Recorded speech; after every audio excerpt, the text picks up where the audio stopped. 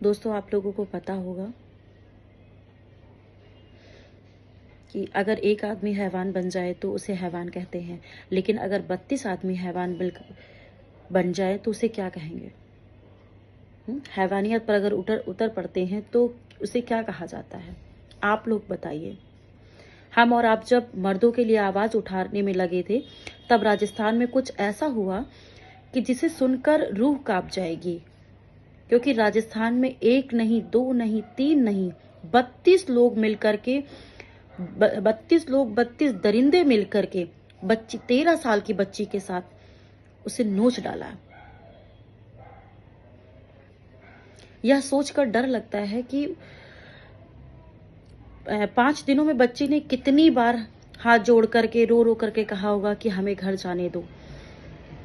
क्या क्या किसी आप लोगों को गुस्सा नहीं आ रहा होगा ये बात सब सुनकर जान करके?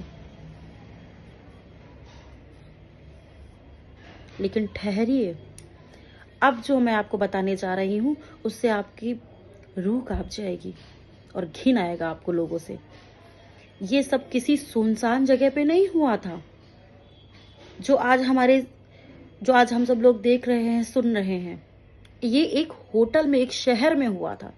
शहर के बीच एक होटल है, उसमें हुआ है। सोचिए, होटल के कमरे के अंदर उस बच्ची के साथ ऐसा हो रहा था और किसी ने आवाज उठाई ही नहीं। और 5 दिन, और किया किसने ये भी सोच लीजिए।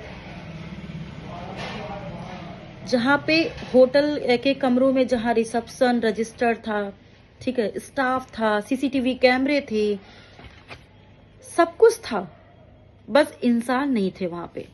क्या नहीं थे? इंसान नहीं थे वहां पे। ठीक है, जिस रिक्शे वाले को बच्ची ने भैया हमें घर तक छोड़ देंगे ऐसा कर करके बोला था,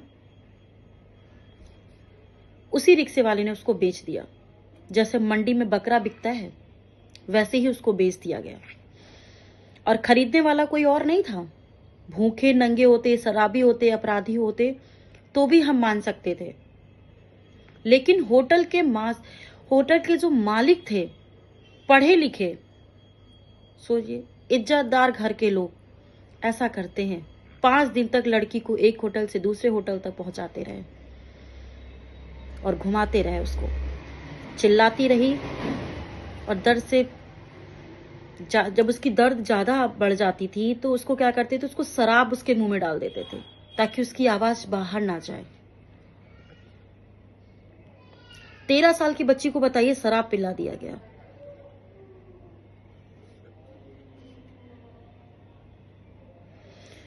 और क्या बताऊं, सोचने की बात तो ये है कि फिर भी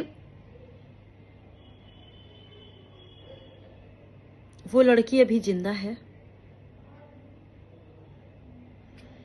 ना, लेकिन उसका शरीर जो है, शरीर जिंदा है और आत्मा तो उसकी मर ही चुकी है ना। उसकी आत्मा तो मर ही चुकी है, क्योंकि वो स्कूल का बैग, दोस्तों की बातें, माँ की ममता, ये सब जो है ये 4-5 दिनों में उसकी सब खत्म हो गई है। और 32 जो लूटने वाले लोग थे, हैवान, उन्होंने उसकी जिंदगी को खत्म कर दिया। और सबसे दुखद बात क्या है कि हमारा आपका रवैया क्या है, हमारा आपका रवैया क्या, जैसे क्योंकि हम वो है ना कि जैसे कि क्रिकेट मैच जितने सड़कों पर आ जाते हैं, लोग देखने के लिए पहुंच जाते हैं,